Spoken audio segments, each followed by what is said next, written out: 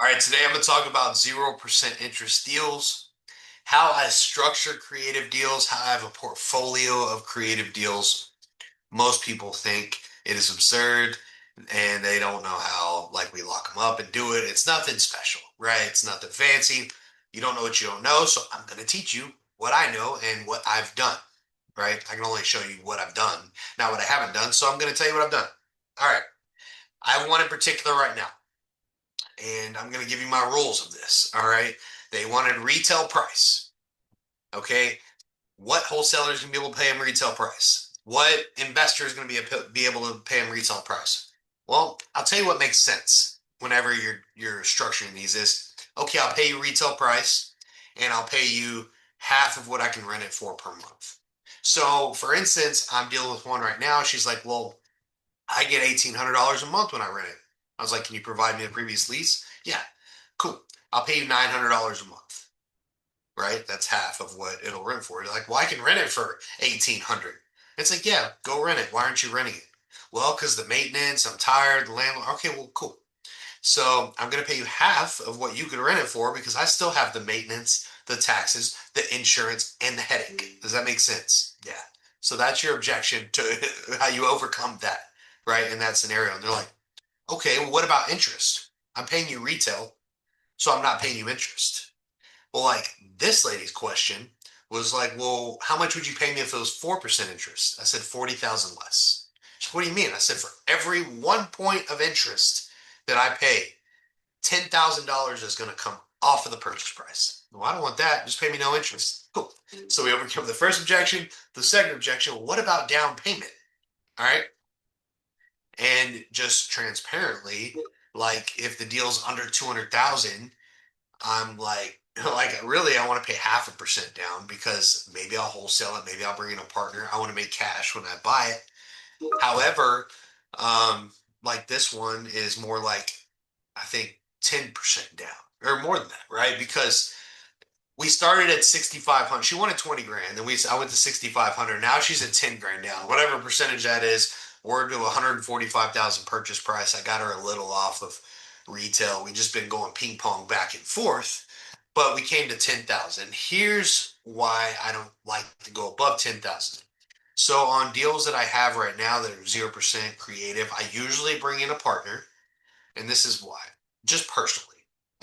Like I have payroll, I have staff, I got stuff that I like to pay out of each deal. So this is how I structure it. You could structure it how it works for you. You might not want a partner. You might just want to put the 10 G's, own it, and keep rolling. Me, I know that I can get 20 grand from somebody, right? Which I have a partner that buys these with me already, so I don't have to go looking. I know what he wants, I know what I want and the structure, the half of the rent. So I'll go to my partner and I'll be like, hey, you got to pay 20 G's to get in this deal. 10 of it's going to go to the seller, 10's going to go to me. And then we're going to own this thing 50-50. So whatever repairs happen after that, anything, it's on us, right? We'll split it 50-50. However, my management company will manage the property. So I'll get paid to manage it also, right? Out of our company. So that's how I like to structure those deals. And there's so many of them out there. I've done it over and over and over and over again. All right. Had a guy that I knew for years DM me, inherited a house, right? Didn't want to go put it on the market, saw that I posted all the time. It was like, hey, dude, what can you do? And he gave me a retail price. And I'm like, cool, I'll pay you this amount per month. Rick home, like good city. And I only do these like 30 minutes or closer to a metro, which a metro I think is classified like 50,000 people plus. Because I know I can find tenants. I know that I can find people to work on it if I need to. Like, and here's the thing, like people don't understand about 0% interest deals. It goes to your bottom line every month. I had a mentor once teach me that. And once I saw it on paper, it like blew my mind. Because I want you to go pull up Google amortization schedule.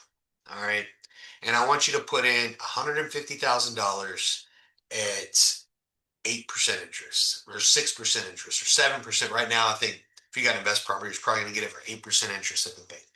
All right. And I want you to look in 5 years, 10 years. And I want you to look how much principal you've paid off. It's not much. 0%, and then pull up just pull up a loan schedule, right, with 0% interest and look in 5 years, 10 years. That $1,000 a month you're paying goes to your bottom line every month. It pays down the principal every month. All right. So, like this, here's your other objection.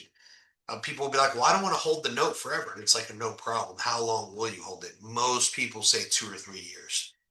I'll say, well, what about 100 months? Because I know my bottom point is 60 months. Now, here's something I learned years back that I didn't know when I was doing these is, if you want to go wrap them, which I never wrap them, but if you do, like you wrapping, meaning like you got it at 0%, you want to go sell it at 10%, right? I don't do it because like I want to keep it, right? I want the appreciation. I want the 0% pay down. Like it seems like better benefit to me.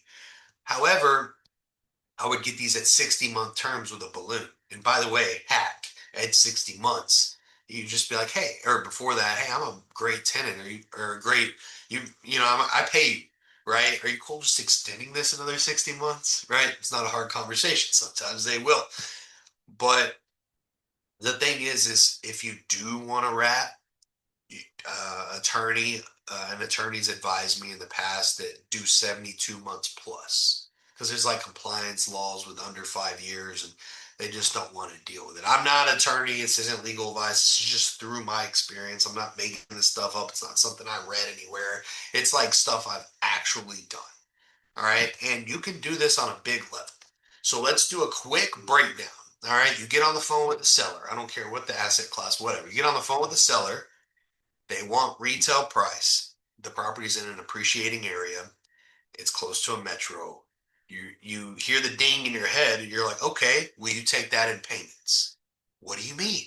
Well, I'll pay you and go ahead and look up the rents. You can use Rentometer or Zillow rents or whatever, usually pretty close to Rentometer. Rentometer is going to be like dead on, right? Use half of that. It'll rent for 2,000 a month. Okay, I'll give you 1,000 a month. Okay. And I already walked you through the objections. All right. They're like, for how long? 100 months. Do 60 minimum whenever y'all do ping pong back and forth. But that's it. Lock that up. Get it for 10 grand or less down payment. And you can assign it and make a fee, or you can keep 50% of it, assign it to y'all's new entity, keep 50% of it, and still make your fee. That's what I do. Because I like owning real estate. Hope this helped you. If you have any questions, leave a comment below wherever you see this. Hit subscribe wherever you see this. Refer this to a friend if it makes sense. Thank you so much for hopping on today. Until next time.